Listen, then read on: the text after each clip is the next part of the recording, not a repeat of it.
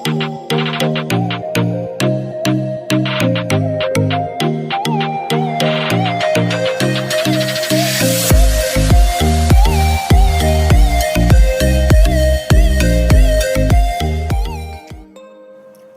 perkenalkan nama saya Rosani Melosok, NBI 1221943 dari Program Studi Akuntansi Fakultas Ekonomi dan Bisnis Universitas 17 Agustus 1945 Surabaya.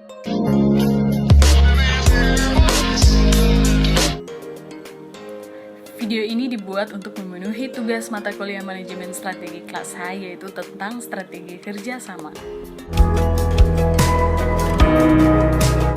Materi yang akan dibahas dalam video ini adalah yang pertama tentang pengertian strategi kerjasama, yang kedua ada jenis-jenis strategi kerjasama, yang ketiga ada strategi kerjasama di tingkat bisnis, yang keempat ada strategi kerjasama di tingkat perusahaan, yang kelima strategi kerjasama internasional, yang keenam strategi kerjasama jaringan kerja, yang ketujuh risiko-risiko strategi kerjasama, dan yang terakhir ada pendekatan-pendekatan untuk mengelola strategi kerjasama.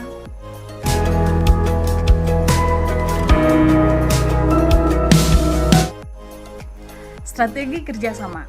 Strategi kerjasama merupakan suatu strategi di mana perusahaan-perusahaan saling bekerja sama untuk mencapai tujuan bersama, di mana tujuan dari strategi kerjasama ini adalah untuk menciptakan nilai bagi pelanggan, di mana nilai harus melebihi biaya untuk mendapatkan nilai tersebut dan untuk membangun posisi relatif untuk bersaing.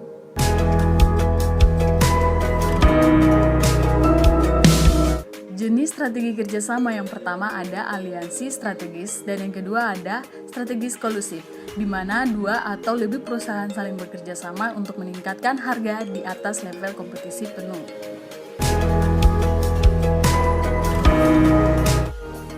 Aliansi strategis. Aliansi strategis adalah persekutuan antara perusahaan-perusahaan yang menggabungkan sumber daya dan kemampuan bersama-sama untuk menciptakan keunggulan kompetitif. Ada 3 tipe aliansi strategis. Yang pertama, joint venture. Joint venture adalah aliansi strategis di mana 2 atau lebih perusahaan menciptakan perusahaan baru yang independen untuk saling berbagi sumber daya dan kemampuannya untuk menciptakan keunggulan kompetitif. Partner-partner dalam joint venture memiliki presentasi dan kontribusi yang sama terhadap operasi perusahaan. Yang kedua ada aliansi strategis ekuitas. Aliansi strategis ekuitas adalah sebuah persekutuan di mana 2 atau lebih perusahaan menggabungkan sumber daya dan kemampuannya di mana masing-masing memiliki presentasi dan kontribusi yang berbeda pada perusahaan. Yang ketiga ada aliansi strategis non-ekuitas. Aliansi strategis non-ekuitas adalah sebuah persekutuan di mana 2 atau lebih perusahaan membangun hubungan kontrak untuk berbagi sumber daya khusus dan kemampuan untuk menciptakan keunggulan kompetitif. Aliansi ini tidak menciptakan perusahaan independen yang terpisah, sehingga kurang formal dan membutuhkan komitmen yang lebih sedikit dibandingkan joint venture dan aliansi strategis ekuitas.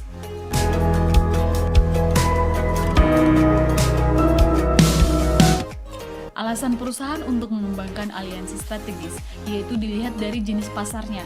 Yang pertama, pasar slow cycle. Alasannya yaitu untuk mendapatkan akses ke pasar yang dibatasi, mendirikan waralaba di pasar baru, dan yang ketiga, mempertahankan kestabilan pasar.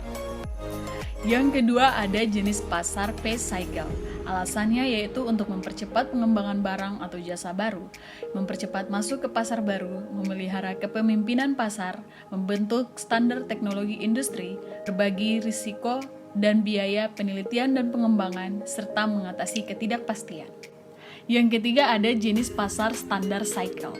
Alasannya yaitu mendapatkan market power, mendapatkan akses ke sumber daya komplementer, membuat skala ekonomi yang lebih baik, mengatasi rintangan perdagangan, mendapatkan tantangan dari pesaing lain, serta belajar ilmu pengetahuan tentang teknik bisnis baru.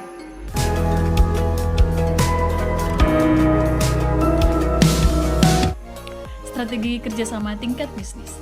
Strategi kerjasama tingkat bisnis digunakan oleh perusahaan untuk membantu meningkatkan kinerja dalam pasar produk individu. Perusahaan menggunakan strategi ini karena mereka percaya bahwa dengan menggabungkan sumber daya dan kemampuan dengan beberapa partner akan menciptakan keunggulan kompetitif yang tidak akan dicapai jika bekerja sendiri.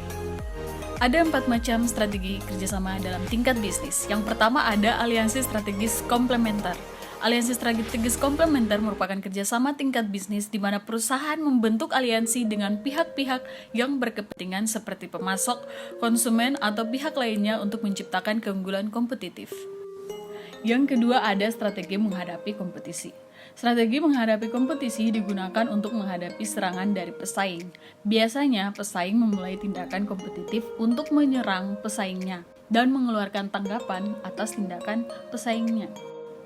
Yang ketiga ada strategi pengurang ketidakpastian. Strategi pengurangan ketidakpastian digunakan untuk menghadapi adanya ketidakpastian seperti ketika memasuki pasar dari produk baru atau ketika terjadi krisis ekonomi. Perusahaan juga dapat menggunakan strategi ini ketika mengembangkan produk baru atau membuat suatu standar teknologi. Yang keempat ada strategi pengurang kompetisi. Strategi pengurang kompetisi digunakan untuk mengurangi persaingan. Strategi persekongkolan sering disebut jenis ilegal dari strategi kerjasama. Terdapat 2 jenis strategi persekongkolan, yaitu kolusi eksplisit dan kolusi secara diam-diam. Kolusi eksplisit terjadi jika perusahaan merundingkan secara langsung hasil produksi dan persetujuan harga untuk mengurangi kompetisi. Sedangkan kolusi diam-diam terjadi jika perusahaan dalam sebuah industri mengkoordinasi secara tidak langsung produksinya dan keputusan harga dengan cara mengamati tindakan dan tanggapan satu sama lain.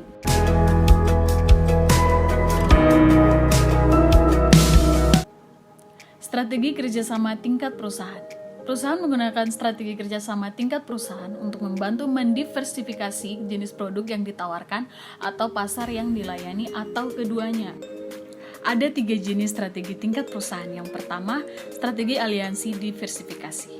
Aliansi diversifikasi adalah strategi kerjasama tingkat perusahaan di mana perusahaan berbagi sumber daya dan kemampuannya untuk mendiversifikasi menjadi produk baru atau pasar baru.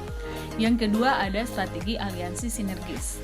Aliansi sinergis adalah strategi kerjasama tingkat perusahaan di mana perusahaan berbagi sumber daya dan kemampuannya untuk menciptakan lingkup ekonomis. Yang ketiga ada waralaba. Waralaba adalah strategi kerjasama di mana perusahaan menggunakan waralaba sebagai hubungan kontrak berbagi sumber daya kemampuan dengan partner. Waralaba merupakan perjanjian kontrak antar 2 perusahaan legal di mana pemberi waralaba memberikan hak kepada penerima waralaba untuk melaksanakan bisnis dengan merek, nama, sistem, prosedur, dan cara-cara yang telah ditetapkan sebelumnya dalam jangka waktu tertentu meliputi area tertentu.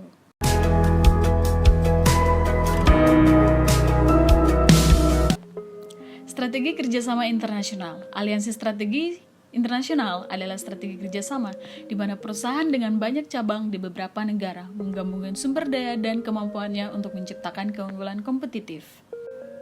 Terdapat beberapa alasan untuk menerapkan strategi kerjasama internasional, di antaranya untuk membantu proses transformasi perusahaan atau untuk mengambil keuntungan dari perubahan ekonomi global yang sangat cepat.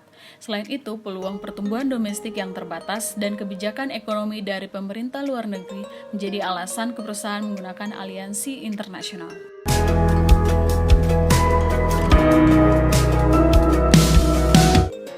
Strategi kerjasama tidak dapat bebas dari risiko yang menyebabkan kegagalan.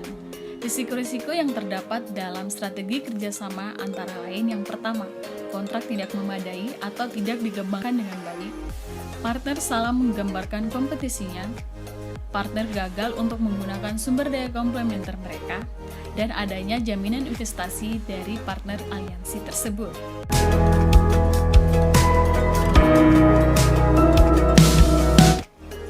Perusahaan akan mendapatkan keuntungan dari strategi kerjasama jika mereka dapat mengelola secara efektif. Perusahaan dapat menggunakan 2 pendekatan untuk mengelola strategi kerjasama, yaitu yang pertama, pendekatan pengurangan biaya. Pendekatan pengurangan biaya di mana perusahaan membuat kontrak secara formal dengan partner dan sistem pengawasan secara ekstensif. Dalam kontrak ini dijelaskan secara detail bagaimana strategi kerjasama diawasi dan perilaku partner dikendalikan. Tujuannya adalah untuk mengurangi biaya strategi kerjasama dan untuk mencegah partner melakukan tindakan yang hanya menguntungkan dirinya sendiri. Pendekatan yang kedua adalah maksimalisasi kesempatan. di mana perusahaan tidak membuat kontrak yang terlalu formal karena didasari rasa saling percaya dengan partner, sehingga partner diberi kebebasan untuk mengembangkan sumber daya dan kemampuannya untuk dibagi dalam berbagai cara. Ketika sudah ada rasa saling percaya, maka biaya monitoring dapat dikurangi dan kesempatan untuk menciptakan nilai dapat dimaksimalkan.